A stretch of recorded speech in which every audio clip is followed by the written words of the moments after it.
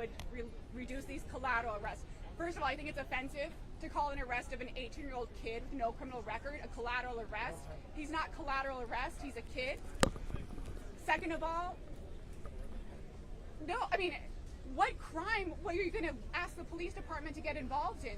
Even when they've been talking out of both sides of their mouth, but even when you're saying they want to go after Dad, like, show me the criminal arrest record for Dad. I haven't seen it.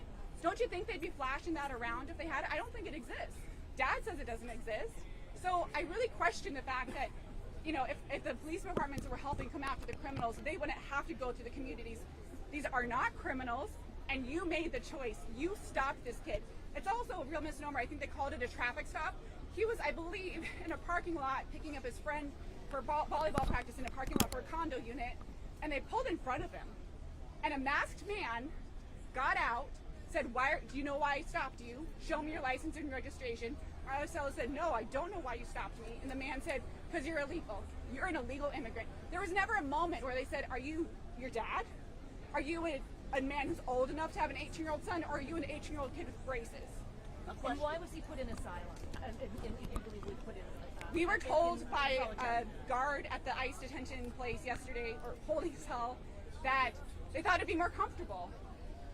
Now, ICE has also said that they're not only going after criminals, they say that multiple times. Yes. They're also going for anybody who's just here without status. Sure. So would that be fair game, even though he's just a kid, even though he's just a high school? Even then, one, I think that's a drastic waste of resources because there are millions and millions of people who are here. But second of all, fine, there is a legal process for that. It's called removal proceedings. It's called due process. That's what this whole building is for. You can put someone into removal proceedings without detaining them. If everyone who is in removal proceedings was detained, there is not enough capacity in the country anyways to do that. It's inconceivable. The backlog at the courts is, again, they're scheduling hearings for 2029. That's because the courts, they don't have enough space in their docket. So imagine if each of those cases, each of those people had to be detained the whole time. The expense, the space, it's not feasible. And it's just illogical. Do you think they were really after his dad? I don't buy that. No, why not? Because, number one, they never asked him. They never said, you know, where's your dad? They never said, you look a lot like your dad. They saw that he has braces. They chose to ask him, despite the fact that he very clearly is not his dad, they chose to ask for his license and registration. They chose to ask him follow-up questions about his immigration status. And further, according to their own records, they were at the house when the car was pulling out of the driveway. I would assume that the house has been under surveillance. I assume that they saw who got in the car.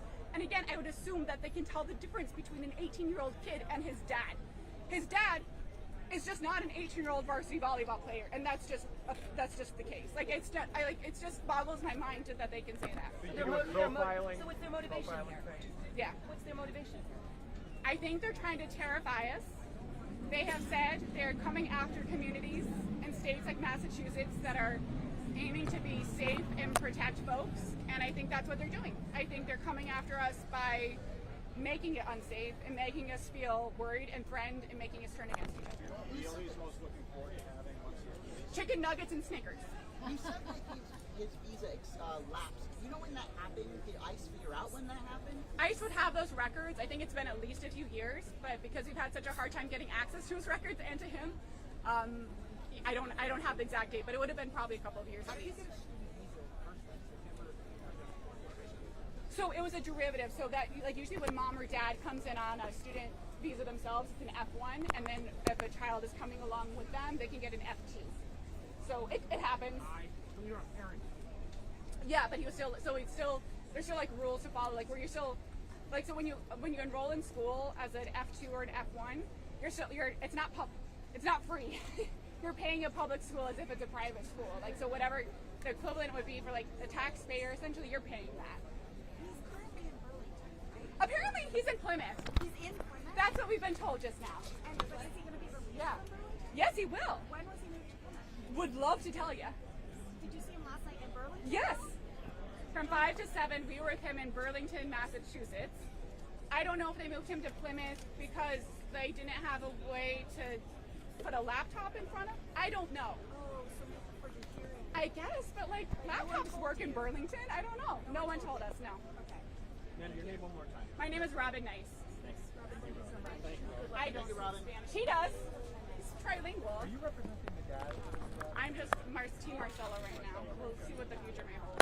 Thank you so much. Thank you so much. I'm happy to stick around.